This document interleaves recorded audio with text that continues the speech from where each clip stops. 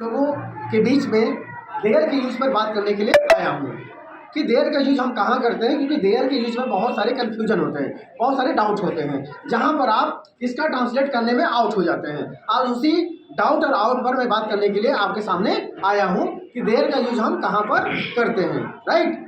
वैसे अगर हम आम भाषा में बात करें तो देयर का मतलब क्या होता है, वहाँ। देयर मतलब क्या होता है, वहाँ। हेयर मतलब यहाँ, देयर मतलब वहाँ होता है। लेकिन जब हम ग्रामेटिकल बेसिस पर अगर बात करेंगे कि देयर का यूज हम कहाँ करते हैं, where is use of there, तो आज मैं हम लोगों को उसी देयर के यूज पर बात करने के लिए आया हुआ हूँ। सबसे पहले हम लोग देखेंगे कि देयर का मतलब क्या होता है। वैसे तो ग्रामेटिकल में अगर हम बात करेंगे तो देयर का कोई भी अर्थ नहीं होता है, लेकिन देयर का यूज कहाँ होता है, किसके लिए होता है, वो मैं आपको बताने के लिए आज आपके सामने हूँ। आप सब अपना पूरा प्रयास करिए समझने का। देखिए, जब किसी व्यक्ति या वस्तु का कहीं पर होना या ना होना पाया जाता है तो वहाँ पर हम किसका प्रयोग करते हैं, देयर का करते हैं, तथा इस वाक्य में कोई मुख्य सब्जेक्ट नहीं होता है। वैसे अगर हम देयर का प्रयोग तो वहाँ पर करते हैं जहाँ पर किसी व्यक्ति या किसी वस्तु का होना या ना होना पाया जाता है, लेकिन इसमें कोई भी कर्ता नहीं होता है, वहाँ पर हम देयर का प्रयोग करते हैं। लेकिन अगर हम आम भाषा में अगर बात करें कि देयर का प्रयोग एक्चुअल कहाँ पर होता है, जो अभी तक हमको समझ में नहीं आया है। देखिए, ऐसे सिंपल सेंटेंस में देयर का प्रयोग सब्जेक्ट के रूप में करते तो हैं, लेकिन कैसे करते हैं इसके लिए हमने एक और नियम लिखा है। देखिए यहाँ, जो आपको आसानी से समझने में आपकी मदद करेगा। जिन हिंदी वाक्यों में कर्ता हिंदी वाक्य की क्रिया, हिंदी वाक्य की क्रिया कौन है हूँ, हो, था, थी, थे, होगा, होगी, होंगे। राइट।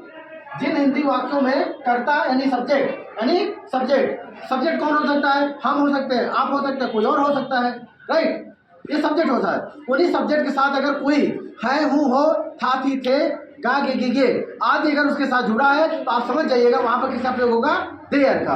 देखिए, जिन हिंदी वाक्यों में कर्ता सब्जेक्ट हिंदी वाक्य की क्रिया, जिन हिंदी वाक्यों में कर्ता हिंदी वाक्य की क्रिया है, हूँ, हो अथवा था, थी, थे, होता, होगा, होगी, होंगे आदि से सटा हुआ रहता है, उनमें देयर का प्रयोग किया जाता है, होता है। आइए इसको हम समझते हैं अनुवाद के साथ, ट्रांसलेटर के साथ। जैसे देखिए, एक किसान है, अब बताइए है के साथ क्या जुड़ा हुआ है, किसान जुड़ा हुआ है। यहाँ पर हम क्या करेंगे, देयर है के लिए इज अ फार्मर। राइट।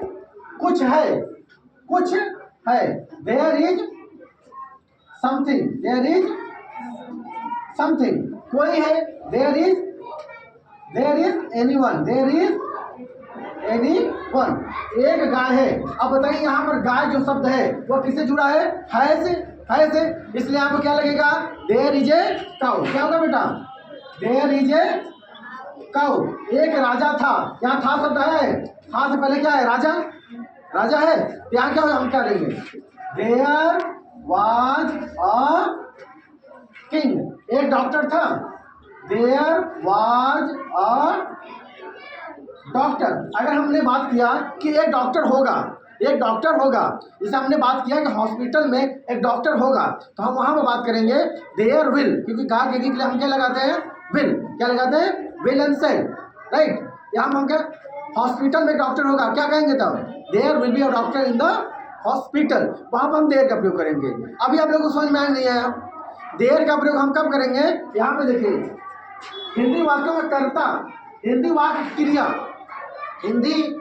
की क्रिया है, हूँ, हो अथवा था, थी, थे, होगा, होगी, होंगे आदि से सटा हुआ, आदि से जुड़ा हुआ जो शब्द होगा उसके साथ हम समझ जाएंगे कि किस प्रयोग करना हमको, देयर का। राइट। जैसे एक राजा है, देयर इज ए किंग। एक राजा था, देयर वाज ए किंग। एक राजा होगा, there will be a king. हमने कहा कि कक्षा में विद्यार्थी हैं, there are students in the class. हमने कहा कि कक्षा में विद्यार्थी थे, there were student in the class. हमने कहा कि कक्षा में विद्यार्थी होंगे, तो there will be student in the class. Right. आपने कहा कि घर में एक सांप है, तो there is snake in the house. आपने कहा कि जेब में पैसा है, तो there is money in the pocket. आपने कहा कि पेन में स्याही नहीं है, there is not ink in the स्याही। आपने कहा कि मार्कर में स्याही नहीं है सर, तो there is not ink in the marker. Right. आपने कहा कि सर आंख में चश्मा नहीं है, तो देयर इज नॉट चश्मा ग्लासेस इन द आईज। आपने कहा कि सर घर में लाइट नहीं है, तो there is no light in the house. आपने कहा कि सर बैग में किताब नहीं है, तो there is no books in the book. आपने कहा कि सर मेरे मोबाइल में रिचार्ज नहीं है, तो there is no recharge in my mobile. Sir आपने कहा कि सर मेरे जेब में पैसा नहीं है, there is no money in the my pocket, right. आपने कहा सर बॉटल में पानी नहीं है, there is no water in the bottle. अगर हमने कहा कि बॉटल में पानी नहीं था, there was no water in the bottle. आपने कहा कि पानी बॉटल नहीं होगा, तो there will no water in the bottle. तो इस तरह के अंग्रेजी, इस तरह के सेंटेंस को करने के लिए हम आसानी से किसका प्रयोग करेंगे? देयर का। किसका करेंगे? देयर का। बखूबी समझ में आएंगे आप सबको? कोई डाउट किसी के पास? कोई डाउट किसी के पास? सारा डाउट आउट हुआ कि नहीं आउट हुआ? अगर आपका आउट नहीं होता फिर आप आउट हो जाते हैं, लेकिन आज हमने किसको आउट किया? डाउट को। जब डाउट आउट हो गया तो आपकी सारी चीज़ आपको समझ में आ गई। आज आपको देयर का प्रयोग करने में कोई कन्फ्यूजन नहीं होगा। जब भी याद रखिएगा, है, हूँ, हो, था, थी, थे, होगा, होगी, होंगे, इन सब से क्या जुड़ा रहेगा? क्या जुड़ा रहेगा? वही क्या जुड़ा रहेगा? यहाँ पे देखिए, हिंदी वाक्य क्रिया में है, हूँ अथवा आदि से सटा हुआ रहता है। किससे सटा हुआ रहता है? सब्जेक्ट किससे जुड़ा रहेगा? इसी से। किसान है, यहाँ किसान क्या है? सब्जेक्ट है। किससे जुड़ा है? से। इसलिए यहाँ पे क्या लगेगा? There is a farmer. हमने कहा कि कुत्ता है, कुत्ता किससे जुड़ा है? ये कुत्ता है से जुड़ा हुआ कुत्ता, तो there is a dog, right.